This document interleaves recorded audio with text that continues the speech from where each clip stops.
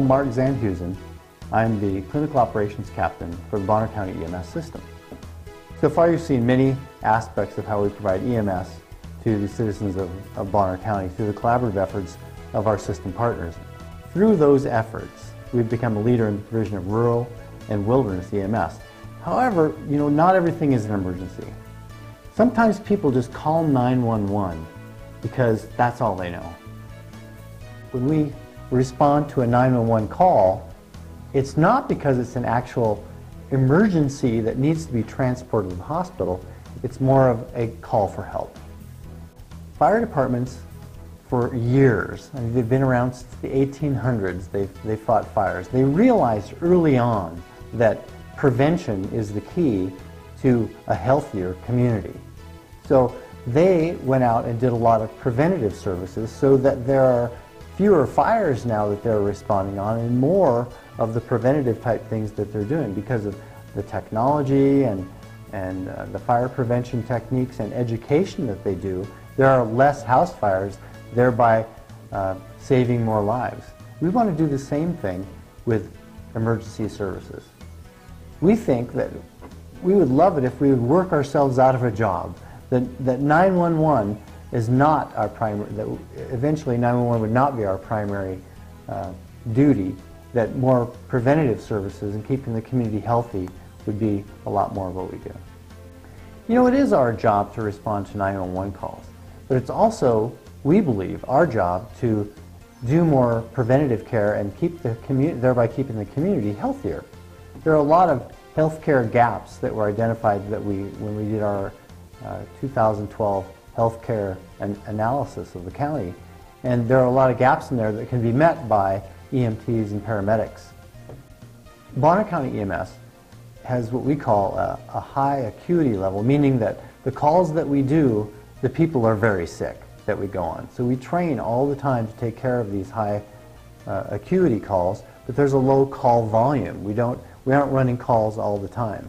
One call may take us 4 or 5 hours, but we're not running calls 24 hours a day. So there is some time in there where we're doing training and other things where we would be able to go out and visit these patients. We have a scope of practice that is set by our medical director and the Physicians Commission of the state of Idaho. So we have a certain set of skills that we can utilize, and the community paramedic doesn't really expand on any of those skills, but they are the eyes and ears of the physician out in the field. So consider Mrs. Jones. Mrs. Jones has got a congestive heart failure problem. She goes into the hospital. She's seen in the hospital and treated in the hospital for about 4 days.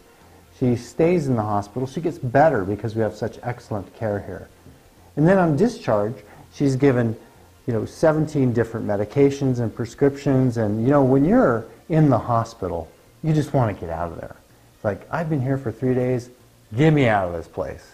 So they give her the discharge papers and they send her home. She says, oh yes, I understand everything, I'll just sign these papers, just get me out of here, I want to go home.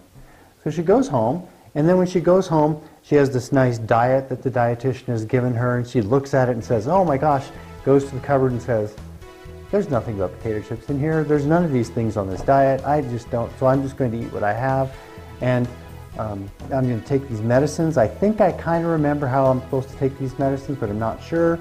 So she takes the medicines like she's supposed to, and 4 days later, she's calling 911 because she can't breathe very well. Her lungs are starting to fill up with fluids, and she's in trouble. So she calls 911. We arrive, red lights and sirens, take care of her. We treat her symptoms on the way to the hospital. We pack her up in the ambulance, we transport her over to the emergency room to see the physician over there. This is what we do currently. Community paramedicine means that we can do the right thing, what we feel is the right thing for our patients. So we show up on the scene, we treat the patient symptomatically, we take care of all their symptoms, they're feeling a lot better before we're ready to go, and then we make a phone call to the emergency department, talk to the physician that's on duty, who's our medical control, we contract with for medical control, and instead of transporting that patient to the hospital, talk to in consult with the physician, make an appointment with a primary care physician the next day.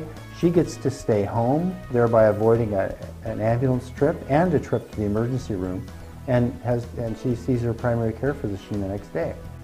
One of the things that a community paramedic can do is visit these people in their homes. Paramedics make house calls. We make house calls in EMS all the time. And we could go and visit these patients in their homes and help them better understand their treatment plans that are given to them by the hospital. So for instance, on discharge, when the patient gets discharged, we'd like to become part of the discharge planning process at the hospital, where they are going through a process of saying, well, Mrs. Jones, you're going to go home, here's your medication, and we'd like some follow-up with you, but we see that you don't qualify for hospice, we see you don't qualify for home health, but you would qualify for a community paramedic to come and visit you and do a med reconciliation and help you understand how these medicines work and thereby keeping you out of the hospital.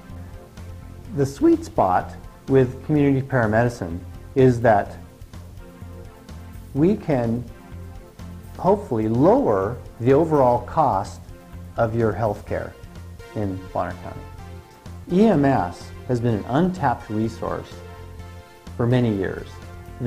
Most people think that 911 is all we do. But in the background, there are many things that we can do with the time that we have to help prevent a lot of the 911 calls that we go on.